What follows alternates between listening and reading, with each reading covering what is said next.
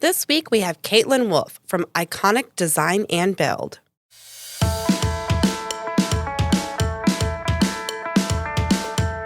Welcome to Scottsdale Vibes Podcast. I'm your host, Alicia Haygood. We are going to start this week's episode with Sean Shackleton, my favorite Arizona realtor. The market is definitely shifting. It's plateauing a little bit. I have not talked to Sean in a few weeks, and I know just from driving around in my neighborhood, houses are sitting longer, which is something we have not seen in at least 2 years. So Sean, what's going on? Explain it to me. I love these conversations that we have. I know. Well, so the reality is that our prices peaked in May. Okay. So we've been seeing the market shift for about 5 months now. A lot of people kind of haven't noticed it until maybe the last couple months. Yes, that be me. Yeah. But we've been shifting for about 5. Okay. And so the way that we really kind of monitor prices, right, is we've got to see 3 things change. And the first one is we've got to see an increase in list price reductions, not sale price reductions, list price reductions. What's so in the other difference? words, people that realize, oh, I listed my house too high, now I need to reduce my price. We have to see that. That was the first thing that we saw. And we saw that starting about 5 months ago. Yeah. The next thing is we start to see our days on market increase. Yes. Our average days on market when we were in the height of the market, we were at about 7 days. Oh, that long? I thought you were going to say 7 hours because that's what I felt. Well, and so I say this all the time. I'm like, I feel like that 7 days is an inflated 7 days because of the way that people were structuring and being strategic in how they would sell. It was like the house would go on the market. We're going to review offers for 3 days. And then after 3 days, then we're going to select, we're going to select an offer and, then we're going to execute a contract. So could it have sold in 3 hours? Of course it could have sold in 3 hours. But, because of that, then it really was 7 days. So I look at that 7 days and I'm like, I really think it was closer to 3. Yeah, that makes sense. I still think it was that 3 is a little bit higher. Yeah. And then the last thing that we need to see is an increase in seller concessions so that when a buyer makes an offer on a house, they say, hey, Mr. and Mrs. Seller, will you contribute to my closing costs, interest rate buy downs, whatever that looks like. And so we have to see that metric start to increase. That's the last metric that has increased, and it just started increasing about 2 weeks ago. I mean, to go along with that, I even saw people even being putting the walkthrough inspections are back in there, which was something that wasn't happening before. And that was that happened. So that shifted, being able to actually negotiate on price, not having to do a full appraisal waiver or an appraisal gap, not having to let them stay in the house for 12 more years for free just so that you could get the house. That stopped quite a while ago. That stopped probably at least 3 to 4 months ago. Okay. So I haven't seen any of that happening at all right now. In fact, there's some sellers that I see it in MLS that they the agent has typed in the private remarks that the public can't see, seller needs a lease back of XYZ. And I'm like, probably not going to get that. It's the buyers, they don't have to do it anymore. Yeah. They don't have to allow a post-possession anymore. So our market has shifted, I would say overall from June. This is the crazy thing, right? So peaked in May. By July 4th was our lowest houses under contract. The week of July 4th, that was the lowest that we've seen. The number of homes go under contract. Wow. For that week. But we've started to shift back up. Okay. So we're starting to see more homes go under contract, which August is not our typical hot month for homes under contract. We're seeing our overall list price reductions decrease. So just as we needed those 3 things to happen to see our prices start to change, those 3 things need to happen again for our market to kind of stabilize and potentially rise. Do I think our prices are going to rise again like we saw? I don't. But it's what I've been saying the whole time. I think we're going to start to see stabilization. And do I think we're seeing that stabilization right now? I think we're trying to find that stabilization. I think we're looking for it, but it's not there yet. Yeah. Mm-hmm. Because there's still some sellers out there saying my house, every seller thinks that their house is the best. And I mean, rightfully so, they love their house. But, in finding that, they often have to play with the price point. Is this working along with the interest rates, going up? Is this helping to stabilize the market some? So yes. And so what we also saw is that massive pullback in demand when our interest rates just continued to climb and climb and climb and climb. Right. And so I did a video on my YouTube channel with one of my lender partners talking about when the Fed, the last time in July, in July, when the Fed was going to increase the Fed fund rate and how that is not directly tied to mortgage interest rates. And I directly asked him the question. I said, when they have their meeting on July 27th, what do you think? Which direction do you think our interest rates are going to go? And he said, I honestly think they're going to go down. And that's exactly what happened. Yeah. And so in early August, what we saw is our interest rates drop just below 5%. And so we saw that flood back into the market. I say flood. We saw an increase in demand back into our market. And what's helping that is that it wasn't just this low little quick dip. It was a dip. And then we came back up above 5. And we've kind of sat around 5.2%. Mm-hmm. I mean, I'm not a lender, so check with the lender, and everybody's situation is different. But that's about where we're hovering. Okay. So we're not continually climbing in our interest rate. I've heard some people, they're like, I think we're going to get to 6, 7, 8, 9, 10%. I don't see it. I don't see that happening. I hope not. I think that everything's starting to stabilize some. I mentioned at the beginning, like I am driving through my neighborhood and I'm seeing a lot more like houses and stuff for sale. I am seeing when I look, and you've taught me this, and so I take everything I read for granted. I don't take it for word of what I see on the internet, especially when you just said, like, I can see things in MLS that a buyer cannot because I'm an agent. And that's why it's so important, everyone, to have an agent, because they really do know the ins and outs that we cannot see. With the new construction stuff too, I mean, I've had clients come to me and they're like, hey, I'm thinking about new construction. What do you think? And I'm like, well, let's talk about that a little bit more. And let's figure out, like, is that really the best, buy for you? Yeah. And the reality is that the new construction people, they're the ones that kind of shifted into this map. And I said this when I saw the market shift, I'm like, just wait, all these new construction people that we're taking these gigantic long lists and we're not doing any incentives and you get what we give you and, like all that. I'm like, this is going to change. And I said that, and 2 weeks later, I started getting all of these emails from these new home construction agents saying, hey, I thought you had clients that were interested in this, or this is what we're doing. And here's our incentive. And, so they all of a sudden were like, ooh. And then they started having and a lot of people are going to tell you that they're not having this, but they're having all these cancellations. And now if you look at their list, they're saying, like, we've got these quick delivery homes. Well, these quick delivery homes were some of the homes that people canceled on that were already under construction. And now they've got to get them sold quickly because they got to get them off their books for their shareholders. Yeah, for the end of the year. Exactly. Some of these, we've talked about this too. We have to, especially here in Scottsdale, look at the high-end market, which kind of affects the low end. So I've seen, different. Yeah, but I've seen it's a very different animal. So talk about that a little bit. I've seen a lot of decrease in those prices more than like the average median home, I believe, but I could be wrong. And that's funny that you say that because it's actually the opposite. Oh, see, this is why I come to you. Yeah, it's actually the opposite. So really, the majority of the list price reductions are going to be in that bread and butter home price. Okay. So we're going to be anywhere from like 400 to 700,000. Okay. That's going to be the bulk. When we start getting $1 million, $1.5 million, all the way up to 3 million plus, that market, although they've had price reductions, it's not massive, and we've still had a steady contract ratio in those markets. Like those markets, in fact, Scottsdale as a whole is still technically in a seller's market, even though we are overall in the Phoenix area in a buyer's market. So I just want to say that again, because I don't want people to be like, Scottsdale's a seller's market, we can still do whatever we want. That's not what I'm saying at all.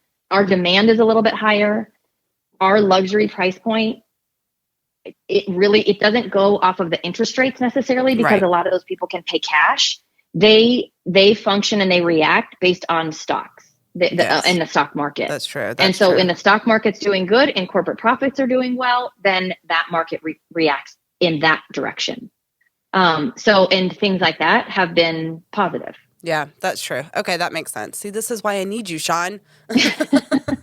and everyone else out there as well. As you can hear, Shawn is always so knowledgeable and just helps me out so much to understand.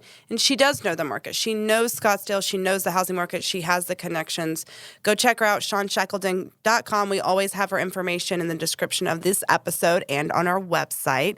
Shawn, one last piece of advice. What's going on right now that we should be ahead of? What's your crystal ball tell you? Because our busy season is going to start sooner than later.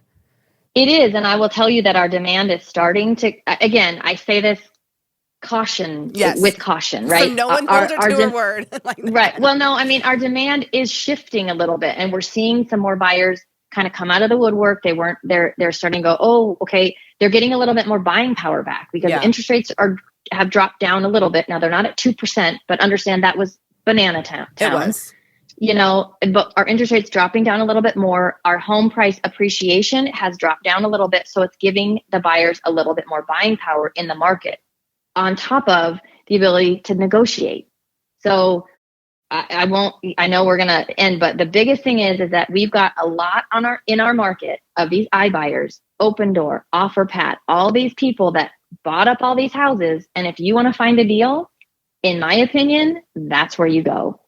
Find an agent that can drill down into those houses. Now, I'm going to tell you right now, a lot of those houses are not in great locations. And I'm not talking about cities, but actually like locations, like they back a busy street or things like that. Mm-hmm. But if you can find one that's in a pretty decent location and you're willing to do work to it if it needs work, that's where you find a deal, because these guys have to get this stuff off their books. They have over 10% of the overall inventory on our market right now. And their overall, profits are suffering because of it. They can't sustain in a balanced market, and neither can the flip investor. They can't. Yeah. So that to me, the regular everyday Joe seller is not the one that's hurting right now. It's the iBuyers and it's the flip investors right now. And they're the ones that are like, I got to get this thing sold and I got to get it sold fast because my carrying cost is just too much. Now, iBuyers paid cash for it, but still they've got costs. Yeah, that makes sense. And as we've always learned, whatever you see on the internet is not always true. So have a realtor, have Shawn on your side so you can see the actual house, what it really looks like on the inside, not these fake pictures on the outside, because it's deceiving. It is. Learned. It's deceiving. And sometimes the house looks better. Sometimes the house looks better in pictures. Yeah. Sometimes it looks better in real life. Yeah. Yes. Thank you, Shawn. But don't be afraid to buy. I agree. Don't be afraid to buy. Like Shawn just said, thank you for always being on our side. I'm going to be right back with our guest. Stay tuned.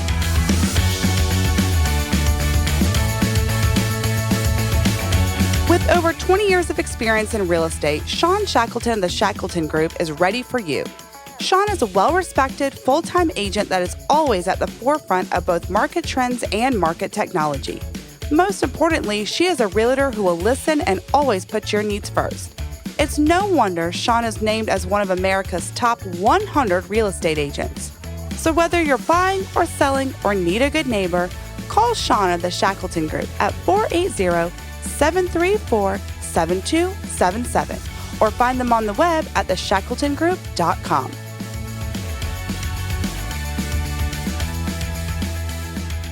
Kaitlyn Wolfe may be young to some in her profession, but her design talents, attention to uniqueness, and one-of-a-kind builds make her one of the hottest designers here. She's always had a thing for design, but didn't know how to make a career out of it. Well, that's changed, because she definitely has. That was until she took a leap of faith and moved to Arizona to work at a design firm while earning her MBA.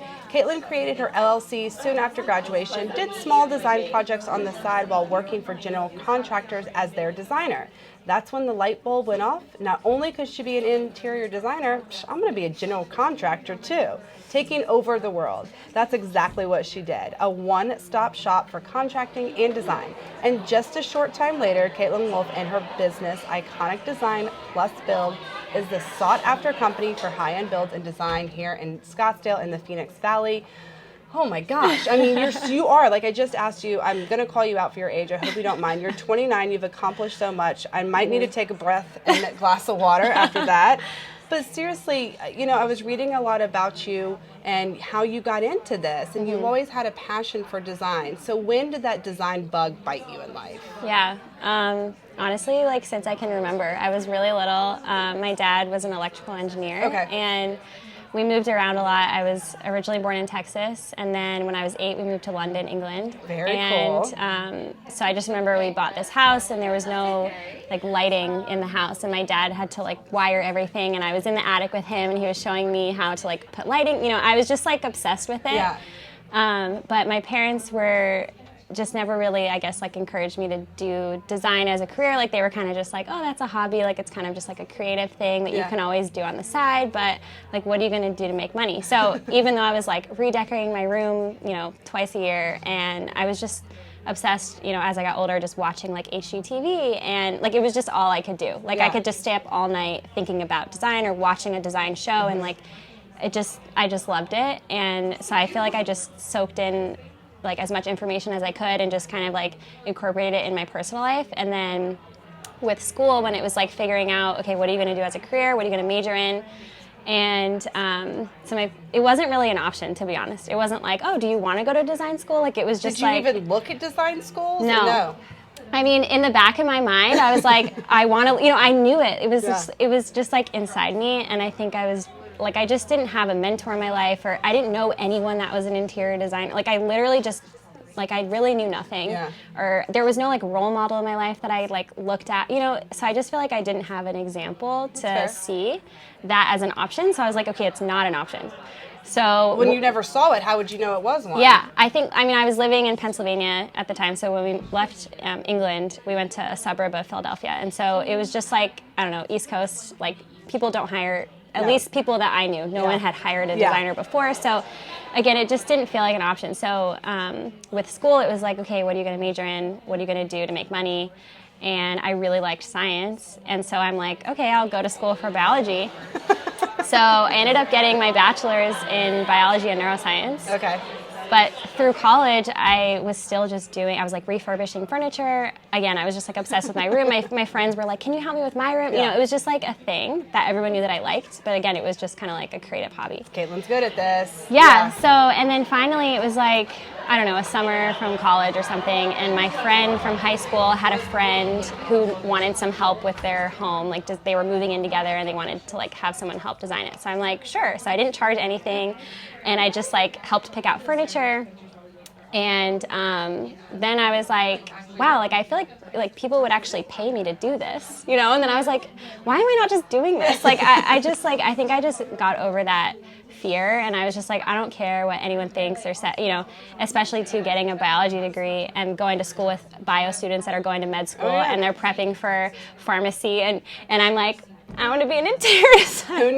Who needs their dorm room decorated? I'll help you. Yes, and I was like, screw it, I don't care. So I think the best part for me was I also knew that I wanted to own my own business one day. Like I was always just like obsessed with the idea of having like a brick and mortar store and like have like it being my own. Like just the thought of having my own space and like business excited me too. So I thought, you know, I've been taking all these biology courses. I need to take some business classes if I want to own my own business.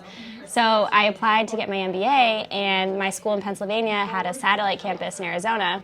Oh, perfect. And so they were like, if you move to Arizona, help us build the MBA program, we'll pay for your MBA. Oh, done. So I'm like, that sounds great. So I moved to Arizona, and I think just like, I mean, moving here, I think I like was around a lot more design and like just more of that kind of West Coast mentality where like, you know, creatives like can make careers. And so I think I was just more exposed, and I was also maybe just like plucked away from anyone that was trying to tell me like what to do with my life on the East Coast, and I was just like here. You only could listen to yourself. You had no one in your ear telling you what to do. Yeah. So I got a job working for an interior designer, like you said, and I just knew I was like, okay, I'm getting my MBA, I'm working for an interior designer, this is 100% where I want to go. I read that job kind of kicked your butt. It would just, it taught you so much. You said that you don't regret it. At the same time, it just really was like, this is too much. The work environment was toxic some. And I think I read that it kind of just instilled in you, I still need my own thing. Yeah. I mean, I learned so much on the job because I didn't go to school for design, and so I worked in a really like amazing firm that built, you know, custom homes and did hospitality projects, and so it was a really amazing experience, and I just like dove dove in and just worked my ass off and just learned as much as I could. I learned the drawing programs on the job. They were an architecture firm too, so I was able to like be involved in those meetings and listen to those conversations, and so it exposed me to so much and it allowed me to learn so much. But it was only sustainable for so long. It was just like. Think about that though for a second. Everyone's like, go to college, go to college, go to college. You went to college and then you ended up self-teaching yourself but with your skills, and now you're very successful at it. So it just goes to show, like, I think that's what we need to remember. You can still learn without going to college and still be successful. Now you did, and all of that.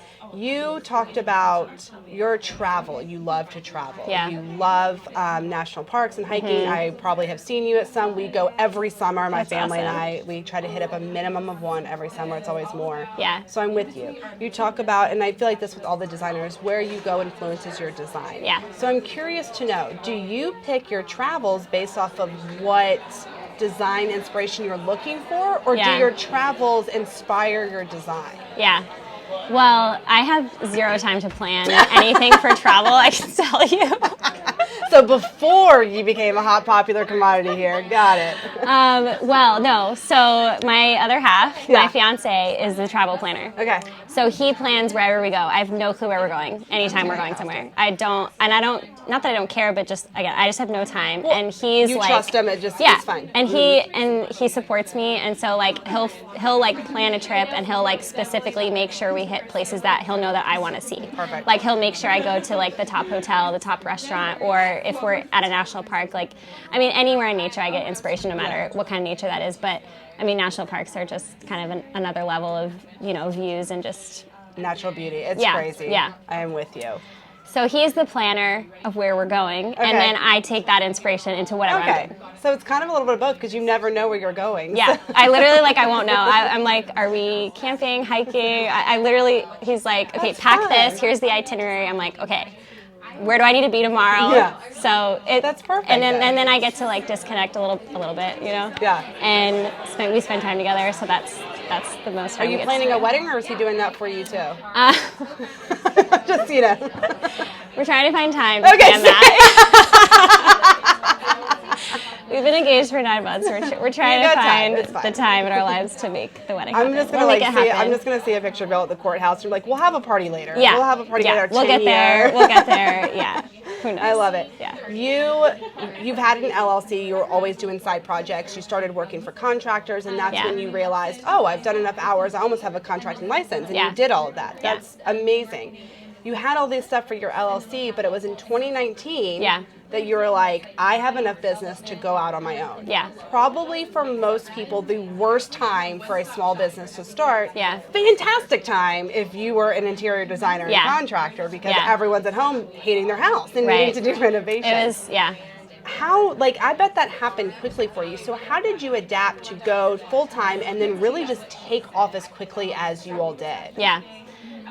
It's been crazy. So, it was March of 2019, and I had gotten to the point, again, I was working full-time, like you said, and I was growing my business because I was working for a general contractor, but I was doing, like, decorating on the side. So it was, like, two separate things. And so I had realized, okay, my clients are starting to get bigger, and I can't do this on the weekends and the evenings anymore. Like, I need to, like, meet people during the day. Like, it got to a point, I think someone turned me down because they were like, I don't want to hire, like, someone who's, like, doing design on the side, Yeah. So I was like, okay, I'm just missing opportunities, and I just knew, I'm like, okay, it's just me. Like, I'm just going to figure it out.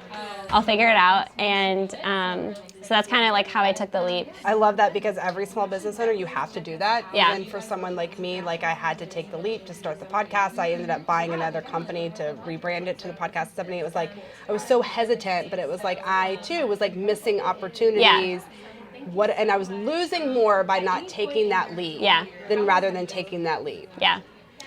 So you did it. It took off.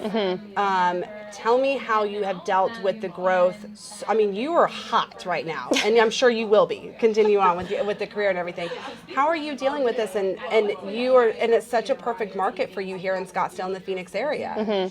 Yeah. So March 2019, it was just me, and so I was just doing. I mean, it was just me, so I was doing everything. I was doing the business side of things, the marketing side of things, the design side of things, the construction. I mean, it was like crazy. And I just like never stopped working basically. Yeah. And then the crazy thing is I feel like, I obviously just like didn't sit down and I was like, okay, 1 year from today, this is where I want to be. I want to have this many employees. I want to be, okay. When you're that young, I feel like you're just going, like you're just like taking it day by day. And so I feel like I was just trying to keep up with everything that was happening. And I also didn't really say no at first because I was like, going out on my own, and I was like, well, I don't know how much, so I was kind of just saying yes to everything and then just working like crazy. And then one of my clients, I was presenting her design to her, and she was like, do you need help? Like, she was like, my job sucks. Like, you seem like you have so much fun. Do you need like an assistant? And I'm like, yeah, I do. That would be great. That's literally how I hired my first employee. She was fantastic. My client. So she started helping me, and that was great because I just had like another assistant basically. And so that was until, so I think she came on like June or July of 2019, and then she left around February of the following year, so of 2020. And she had gotten pregnant, and she was like, I don't want to work, I want to be a stay-at-home, but I'll help you train your new person. I'm like, okay. So I literally hired 2 people in February of 2020, and so she helped train, and then I had 2 brand new employees, and then we were in COVID in March. So I was like, all right, guess we're working from home. I'll train you from Zoom. I don't know. And I also at that time was like, are people gonna stop reaching out to it? Because it was just such an unknown. No, but this is like when your phone started ringing off the hook. Well, it was quiet first, like because it was. I mean, like everything shut down. So like I don't think anyone wanted to be around people. Like I just like we didn't know what was gonna happen. So I started marketing on Instagram, like virtual design consultations and like virtual like e-design, whatever. So I kind of was like marketing that a little because I just didn't know what was going to happen. And then I think a couple months later, then it was like, okay, people are like, wearing masks, but like ready to see people in person. And then they realized they were at home. They didn't have like a home office. Yeah. Like they weren't like set up to be home full time. And then I think they just realized they wanted to invest more into their homes. And so then it was just like crazy from there. Stopped. Yeah. You are known for your love of mid-century modern, postmodern, and brutalist design periods. Mm-hmm. What is so attractive about those time periods for you? I mean, first of all, not everyone can see right now. Your smile just like went huge when I mentioned those words to you. Like, they're so great. Yeah, I know. I'm like such a nerd probably, but I think that's what it was. So when I moved to Arizona, I was never really exposed to like modern desert interior design. Yeah. But the funny thing was my whole bedroom in college was mid-century modern. Was it? And I knew it was mid-century modern, but I hadn't really like seen it in person or like really got to like know the history behind it. Yeah. I just knew that I liked it. Like just something about it was like I was drawn to it. And so when I moved here, though, it was like I was just, Scottsdale and just the mid-century influence. And then I feel like I was, working for the firms I worked for, I got to see more of like that contemporary, like Frank Lloyd Wright inspired design. And so it just I just like lit up every time I was in a space that felt like that and had like natural materials, but it was like very clean, very simple, very modern, had soft lighting, but then it had a lot of texture and it was very comfortable. And everything was just functional and like, things are away and, just like that. I don't know. I think I just like felt it inside and was like, I love this so much. I can't do really anything else but Your passion just talking right now, it still is coming out. And functionality is so key for me. Mm-hmm. Talk about how, and it may not be, I'm curious to know from your perspective, is a design timeless? Can a piece be timeless? Mm-hmm.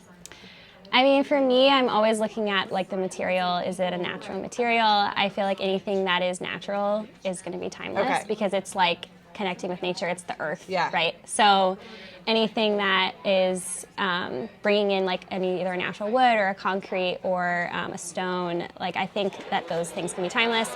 I also think just like the cleaner and the simpler that you can go. Mm-hmm. Those spaces to me, I just feel like can stand the test of time. If you go a little bit more bold with pattern or color or high contrast, I feel like that can be maybe a temporary. Yeah. Well, that was going to be my next question. How often does a design, is it a season? Like how long, like right now, grays are in, right? Mm-hmm. Like when do you see the change happening in design style and flavor kind of thing? Yeah. I mean, I think it all it's like fashion, honestly. Like, and I feel like they go together. Mm-hmm. Like I feel like everything in fashion right now is like super retro. Yeah. And I think people are actually moving more towards like the browns. Yes. And so I think that's exactly where interiors is going. It's like funky shapes, curved shapes, like very interesting like texture. 70s. Yes. Yeah. It's just like everything. When my grandparents passed away like 10 years ago and we got rid of everything, I'm like, I could have used her jewelry. It's popular now. You know? It's you gotta hold on to it. It cycles. Yeah. You have started your own building furniture as well, right? So tell me about some of those pieces that you're creating. Yeah, so we created Sift Collective, and it's still kind of in the process of launching. I feel like I've been teasing about it for a while. Yeah, that's fine. And really good timeless pieces take time. Yeah. And so I think what I saw the need was just that we were designing a lot of custom pieces for our clients for their homes. So it was like a lot of lighting, cabinetry, furniture pieces, and I felt like if we could take those pieces and make little collections, and we could do like collection drops every year, every few months, and just kind of have these like limited quantity of items. So it's just kind of like a passion project. Like it coincides with what we're doing. You're not busy enough. You can't plan a wedding, but you're going to design. Yeah, that's why it's still, it's still in the works, but it's there. It's like, I feel like I stopped putting pressure on myself. I think for a while it was like putting pressure, like I need to do this, I committed, like whatever. And then I'm like, why am I, like I'm the only one putting that pressure on myself. Right? So I kind of like was like, okay, I need to chill, and I'm just gonna, we're still making pieces, but I'm just kind of getting photography of it and like installing it in my clients' homes, and then I can have enough to show from a portfolio standpoint from photography to like really, and then have enough help to like really do it. So when your contractors stand by, we're going to need some help building, some builders. Yeah. If there is one simple thing to change in a room or a house, what is it? I think lighting. Okay, talk to me about this. Your dad was obviously an electrical engineer, so you have that in you too. What about lighting? I mean, I think we love LEDs, like soft light, like ambient lighting. You need like different lighting options. If it's like a task light versus like a mood light, if it's a reading light, like you need to have like customizable options in a space on how you're using that space at that time. Okay. So I think that's because it goes along with functionality. Yeah. But it also goes with aesthetics, because I think the temperature of your bulbs can make a big difference. Like it drives me crazy if I go in someone's house and they have these like really bright, like almost blue hued lights. Like I want to leave. Like I don't feel comfortable. I'm with you. My sister has those in her house, and it drives me nuts. It's like a hospital. It is. Yeah. It's like I live in Arizona. Like I'm used to brightness. Yeah. Like, I feel like it's not. It's like it's terrible. Yeah. I told her at least get a dimmer or something when I come to town. Yeah. You need the dimmers. You need the right temperature, which is the color. And you need the options based on how you're using the space. Okay. And I think that can just like really set the mood. Your dad's so proud that you like took his love of lighting and like turned it into your love and career as well. Yeah, he's a busy guy too with his own inventions. Do you have a special or a project that has a special memory to you, or that they're like, oh, this was one of my favorites? I know I'm not calling out any of your past clients. I know. They're you all special. You can't put them up next to each other. They're all special. Yeah. But like, what's something you're like, I've never done this before. This was a memorable project for me. I think there's a memorable moment in every project, but I think like in terms of my like career, maybe. I mean, there's a few, because I feel like there's different pivotal moments of my career where like things have changed. But I think the one that I go back to, and I think that a lot of people remember, is our natural stone project. Okay. And I think that the scale of that project was so huge, and we incorporated just so many like unique elements, and I think it really showed like what we're capable of. Yeah. And then that project kind of took us to get more similar projects to that one. Yeah. And we were such a small team at the time that we did that project. I'm like, I don't know how that happened. You did it. But I think that was like a moment that we were like, holy shit. Like, we can do this. This is crazy. Yeah. That's like, fun. Look what we just did. So, and the timeline of that project was absolutely insane. We couldn't do that timeline now. But because we've added so many like things in our process to like make us better, that would not have We learned a lot from that project. So that was probably that one. Is there a project you haven't worked on yet, but you still like want to do?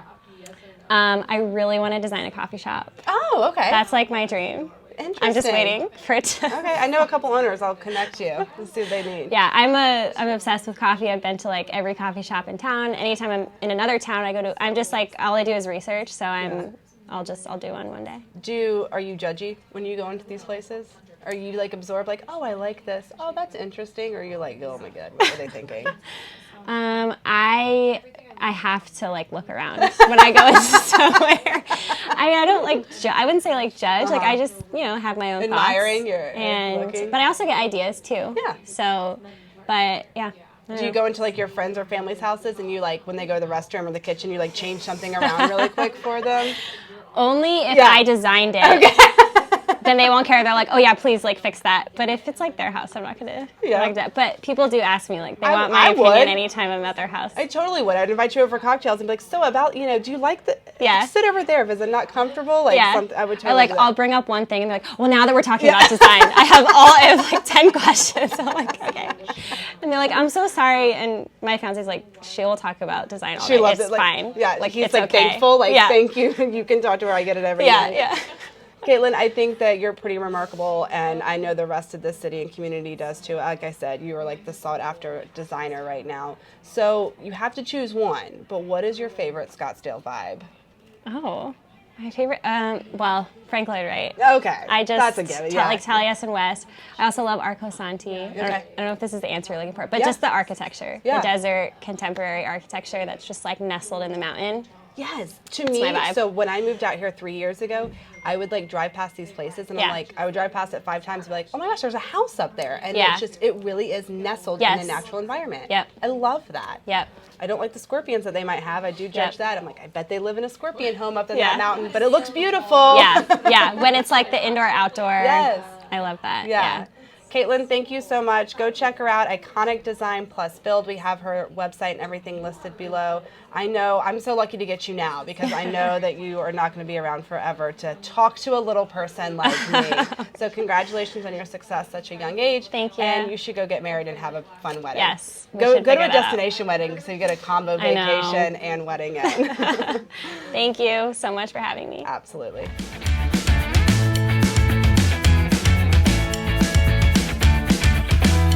We all want that perfect smile, so who better to call for all your dental needs than Dr. Rob DeVito at Arizona Center for Laser Dentistry. Dr. DeVito and his staff offer the best dental experience. Whether it's time for your routine cleaning, one-of-a-kind laser dental treatment, or teeth whitening, their same-day service saves you time and money. And as a mom of 2 little ones, trust me, this is exactly what I need. Give Dr. DeVito a call at 480-990-1905. You can also find him on the web at drdevito.com. We've heard commercials for those other insurance agents, but when it comes to someone who knows Scottsdale and the insurance business, there's only one person you can trust with your stuff, and that's Jeremy Mueller of State Farm Insurance. Jeremy and his team of agents have been helping Scottsdale for over 20 years. From big purchases to rentals, there is nothing Jeremy can't cover at the best rate with the best service.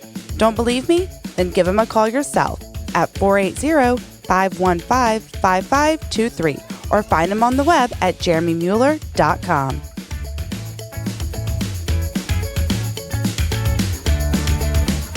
If you are looking on ways to make your dream home come to life, go visit Iconic Design and Build. Kaitlyn Wolfe and her team are here to make your dream house reality. She is fantastic and she does some amazing work, so go check her out. In the meantime, there is lots of fun events going on. I'll tell you what, Scottsdale, it is happening. It is officially September, so here is everything coming together, and I'm so excited. First stop is Junk in the Trunk. It's happening this weekend at Westworld. Come get your junk on by shopping with hundreds of vintage vendors to find your perfect piece. From jewelry, clothing, or home decor, you're sure to find what you're looking for. Tickets start at $8. If you purchase ahead of time, you can click the link to learn more as well. If you're a foodie like me, then this is the week for you. It is Arizona Restaurant Week. Get out and try that new place you've been wanting to taste but haven't had the opportunity. Prix-fixed priced meals for lunch and dinner, depending on the restaurant, is happening all week, and there's definitely something out there for your taste buds. So go visit at Arizona Restaurant Week and find the right place for you. Calling all brides, the Scottsdale Bridal Expo is happening on Sunday. This is a free event, probably the only thing free from your wedding day is what I'm gonna guess. But come check it out September 18th at the Scottsdale Center for the Performing Arts. It's a one-stop shop for all your bridal and wedding needs. Have a wonderful week, Scottsdale. Keep vibing, and I'll see you around town.